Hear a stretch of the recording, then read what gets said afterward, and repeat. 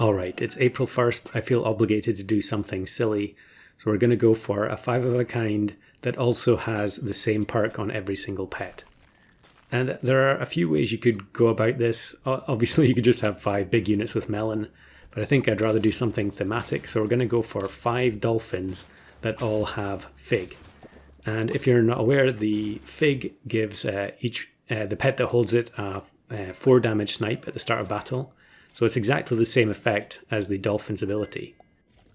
And Dolphin is actually a pretty good pick for going for a 5 in customs, because you can pill Beluga to get access to a Dolphin as well. So it's very reliable to get multiple Dolphins early. And also that means that it's going to be easier to get them all leveled up. So we get our first one here on turn 4. And then now we can start looking for some more. We do find a capybara, so I think I'm just going to forget about the fish level up and roll for more dolphins with some boosted stats. Of course, we immediately roll another fish, but I also roll a fig. And we get the dolphin, so we'll freeze the fig, and we actually roll into 2 more dolphins. I was taking chipmunk in this as well. You want to be able to get multiple figs very quickly. I mean, you could take other perks and then find the figs at the end, but I'd much rather get every dolphin with fig as soon as possible, because it also massively increases our odds of winning the early turns and rushing to a quick victory. There I probably should have just kept a fig frozen and bought the lettuce, because it was our last chance to buy it. But it's not the end of the world. It's only 1-1 on a few units. And for now, our stats probably aren't going to be a big problem. We just need to deal as much damage as we can for now. And I could have actually frozen that Beluga. But I guess at this point, pilling Blobfish is better than pilling Beluga, because we're getting plus 3/3 overall. And we do find another Dolphin. So another team here that's going to get absolutely destroyed by the Dolphin snipes. In fact, they're not going to have anything left. They do take out 1 Dolphin with the Mana Snipe. And I think, yeah, we sell Sea Lion to get the pill. And then probably bring in another Sea Lion. And then keep these 2 Dolphins frozen for next turn. Yeah, I'm just double checking the pack to see what's in it. And given that we can't buy lettuce anymore, I'll just take the salad as the best option. So there are a few things that we're looking to hit on turn 9 as well. Question is, are we going to get any of them? And here, it's really funny actually seeing the Dolphin plus Fig, because it, each snipe kind of goes individually, and so you see the team whittling down the opponent very, very slowly compared to something like Lynx. And we level up into Quetzalcoatl, which I hadn't really thought about when I started going for this. But it's absolutely perfect, because we're going to be able to level up all our dolphins. You know, they're all tier 3 and massively increase the damage output. Now here we don't have any chance, because they have 1 big unit with garlic, which is always going to beat a snipe team like this that has a low damage, high number of snipes but low damage. We take the level on the Quetzal, and I've frozen the... I'm just going to keep the other Dolphin frozen to make sure I'm guaranteed having all the pets I need. This is very funny, where we eliminate the entire backline, and so the camel has nothing to give the buffs to. In fact, the ant actually buffs the camel after it gets sniped. We can speed up the leveling up by buying the chocolate there. And then we'll just keep taking stat food. The late game foods were all just the stat foods, because I knew I wasn't going to need any of the perks, because I was already going to have Fig on all of my units. A lot of people going for Monty, probably to do with the time of year, but it's another win. Another chocolate. So we'll level up that Dolphin. I think I've discussed this many times in other videos recently. I think that Quetzalcoatl does avoid level 3 units. I think I said in the past that it automatically prioritizes the one with the fewest levels, but that's definitely not true. And we get the third level 3 dolphin here. Now this team is going to be a problem. They don't have any equipment, but they do have leech camel and a very large warthog as well, so we're not going to have a chance there. And yeah, that gives us one more turn to get the last level 3 dolphin on the team. And yeah, I'll freeze the octopus just for something else to buy next turn. Give a bit more stats to the front dolphin, and that's the full board of level 3s. A summon opponent, so we know we're basically winning automatically as soon as the battle starts. Everything is going to get sniped, and then the turkey doesn't even have space to respawn there. Although I don't think it really mattered because they didn't have anything left to buff. So we can remove the Quetzalcoatl, buy the octopus, buy the dolphin and the fig, and we get one roll, and it's going to be an apple. So is this strong enough to win on turn 14? And well, it's a 4 squad, and although they do have melon on the mantis here, we're actually going to remove it. But we take the mantis down to 27 health with a 26 attack on our front dolphin. If we'd had one extra attack on the dolphin there, that would have been a win.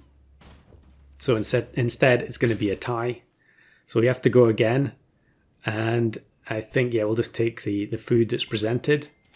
Kind of annoying that there wasn't another chocolate there to get the dolphin at the back to level 2. But I think having a full board of level 3s is asking a bit much. And thankfully the matchmaking system presents us with this summon team. Everything is going to get deleted. We just have to hope that the respawns aren't going to be good enough.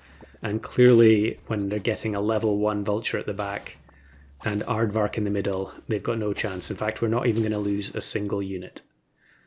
So there is 5 dolphins all with fig. But since we're here, we might as well go one better. And we'll go for 5 dolphins with pineapple as well. So we're going to tick off a bunch of challenges on the list today. And I think, yeah, again, we're just going to bring in the sea lion for the turn. Although we are only on 4 trophies here, so probably I'm just going to combine them instead of keeping that one frozen for the rest of the game. Doing this, you do realize just how many teams play with no equipment. I guess when you've lost or drawn a lot of games early, you are going to face other people who are kind of risking it. You know, they're taking no equipment when they really should be buying garlic or something else like that. But it is incredibly common to go against teams that have little to no protection, even if they're a summon team. So here's a team that does have lemon on the Mothman, but everything else is unprotected and gets sniped. I guess there aren't that many teams that are going to be playing with lots of low damage snipes like this. Most teams are probably going to be going for, you know, the leopards and lynxes that are going to be doing higher damage. So I guess you could argue that, you know, the protective perks aren't quite as good against those pets, but still. Now, this team has Sabertooth inside the beluga, but it's not going to matter. And now we've got the cat. We're not going to have the levels like we did with Quetzalcoatl, but we can rapidly improve our stats here. We'll go for another dolphin level up. Big statted team. Unfortunately, we actually kill the lionfish, but not the tiger. So they still get the boosted snipes there. And yeah, we never really stood a chance against the big jellyfish. Keep buying the foods. Even with level 1 cat, it makes such a difference to the squad because we're already very disruptive with the start of battle snipes. So the requirement for having huge stats just isn't quite as big. Another Monty. I don't know if this is the same person from the previous run, but we get the win anyway.